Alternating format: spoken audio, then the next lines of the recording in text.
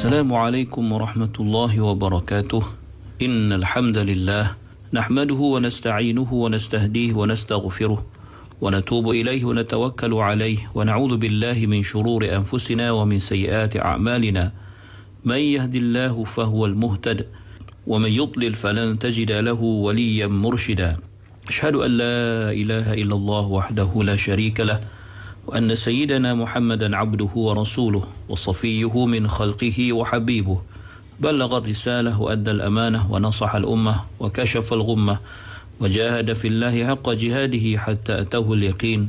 اللهم صل على سيدنا محمد وعلى آله وصحبه وبارك وسلم. أما بعد.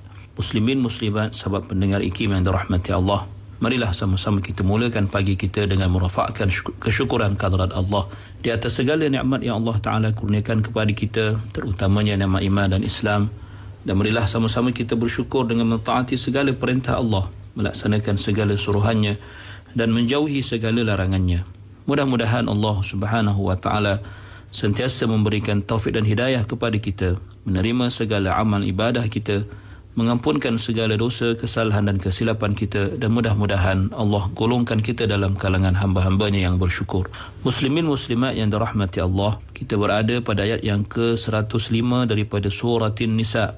Allah berfirman, A'udzu billahi minasy syaithanir rajim. Inna anzalna ilaikal kitaba bil haqqi litahkuma bainan nasi bima araka Allah wa la takun lil khainina khasima.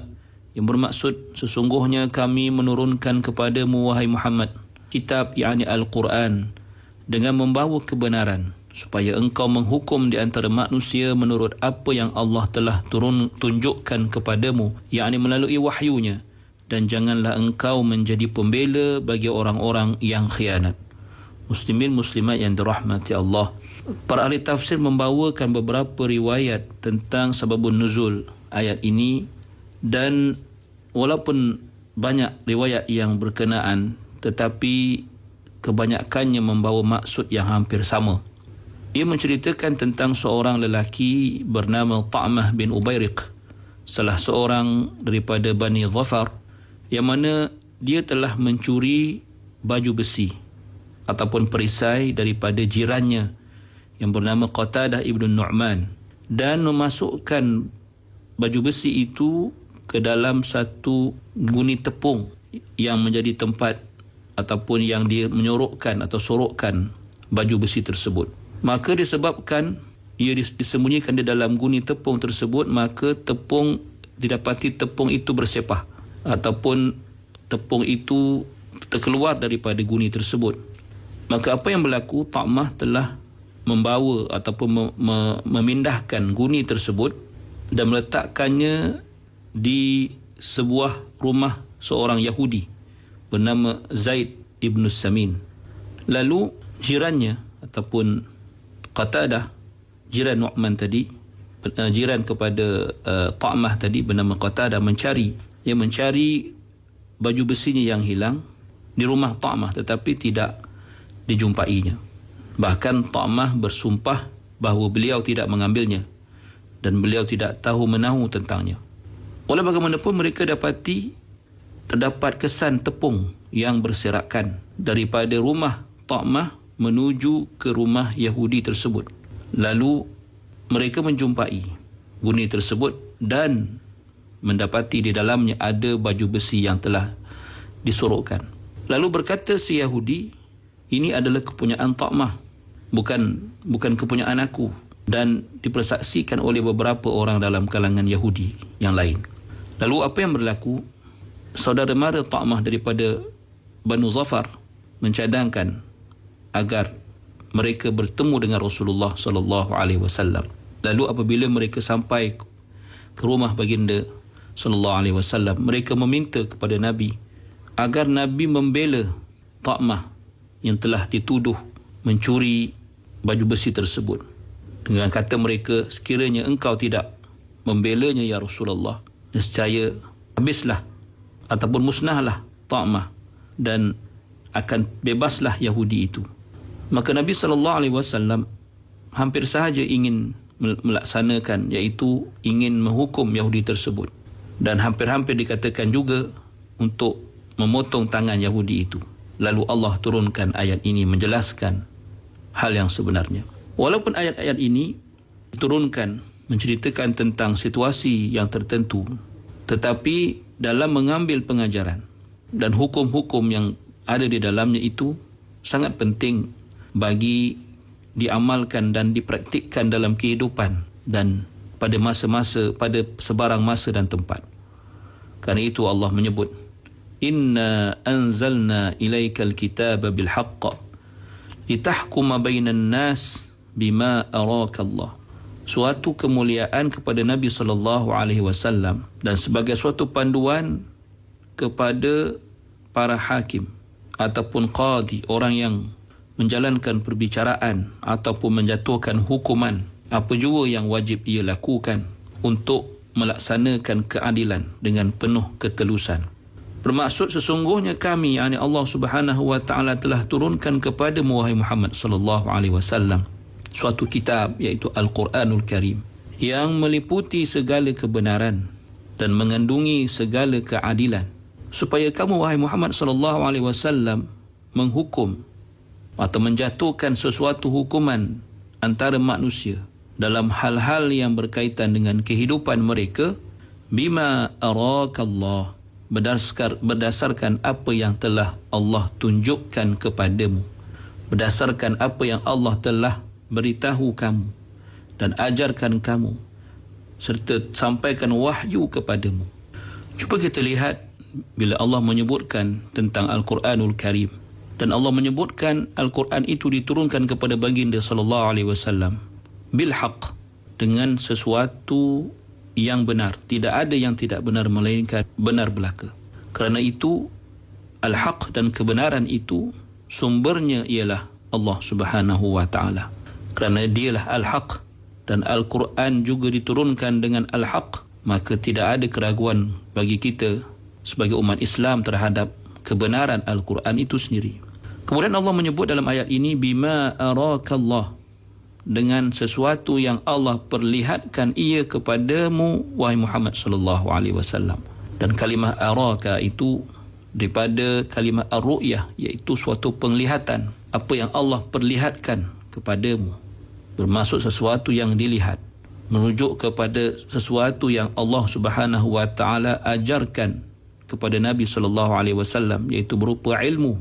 Dan digambarkan ilmu itu dalam ayat ini sebagai suatu penglihatan, ar-ru'yah, kerana atau untuk menunjukkan bahawa ilmu yang sebenar-benarnya, ilmu yang hakiki itu adalah ilmu yang suci dan bersih daripada sebarang bentuk keraguan. Maka ia seolah-olah suatu yang dapat dilihat di hadapan mata sendiri, menunjukkan betapa kuatnya, betapa tuntasnya ilmu itu tanpa sebarang keraguan. Muslimin muslimat yang dirahmati Allah Subhanahu wa taala, Imam Ibn Kathir mengatakan bahawa dalam kalangan ulama usul terdapat golongan yang menjadikan ayat ini bagi menunjukkan bahawa Nabi sallallahu alaihi wasallam menghukumkan sesuatu atau pernah menjatuhkan hukuman dengan ijtihad baginda, dan ia dibawakan ataupun dibuktikan dengan suatu hadis dalam Al-Bukhari dan Muslim daripada Ummi Salamah bahawa Nabi sallallahu alaihi wasallam suatu hari pernah mendengar suatu pertikaian di depan rumahnya. Lalu baginda keluar kepada mereka dan lalu bersabda, sesungguhnya aku hanyalah manusia dan aku akan menentukan suatu hukuman berdasarkan apa yang aku dengar. Mungkin salah seorang daripada kamu yang lebih hebat dalam berbicara dengan hujahnya daripada yang lain, lalu aku menjatuhkan hukuman yang berpihak kepadanya. Maka barang siapa yang aku jatuhkan hukuman berpihak kepadanya menyebabkan terabainya hak Muslim yang lain, sesungguhnya ia adalah qit'atun minan nar, adalah suatu yang akan membawa seseorang itu ataupun akan menjadi bahagiannya dalam neraka Allah Subhanahu wa taala. Maka terpulanglah pada dia untuk memikulnya atau ia akan melepaskannya. muslimin muslimat yang dirahmati Allah Subhanahu wa taala. Kemudian Allah menyambung lagi mengakhiri ayat ini yang berbunyi wala takul lil khainina khasima. Khasima di sini bermaksud al-muntasir al-mudafi' an ghairih, iaitu orang yang membela dan memenangkan orang lain. Maka ia bermaksud sungguhnya kami, yakni Allah Subhanahu wa taala telah menurunkan kepada Muhammad sallallahu alaihi wasallam Alkitab, yakni Al-Quran, yang penuh dengan kebenaran.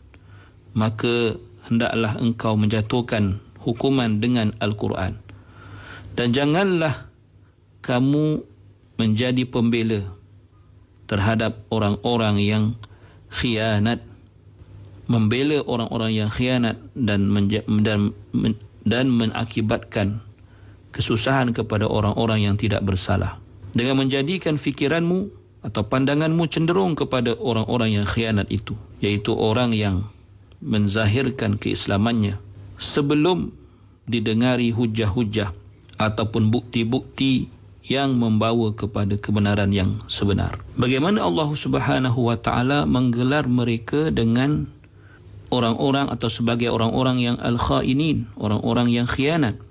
Kerana jawapannya kerana Allah Subhanahu wa taala sendiri mengetahui. Allah sendiri mengetahui memang mereka orang yang khianat. Lalu Allah memberitahu kepada Nabi sallallahu alaihi wasallam tentang pengkhianatan itu agar Nabi menjauhi dan berawas dengan mereka dan tidak bersangka baik dengan mereka.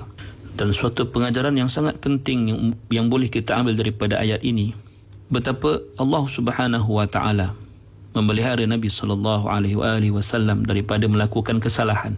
Yang kedua, bagaimana adilnya Islam, walaupun yang sebenarnya melakukan kejahatan itu dilihat atau diperlihatkan, dipalsukan atas nama seorang Yahudi, walaupun dia seorang Yahudi, dia tetap mendapat keadilannya sebagai manusia, sebagai insan, dan Nabi sallallahu alaihi wasallam tetap menjalankan keadilan kepada mereka walaupun mereka adalah golongan Yahudi.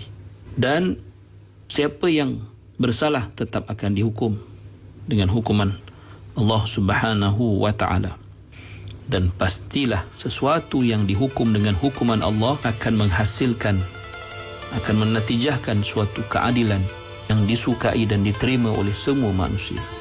Qulu qawli hadha wa astaghfirullahal azim li wa lakum. Wassalamu alaikum warahmatullahi wabarakatuh.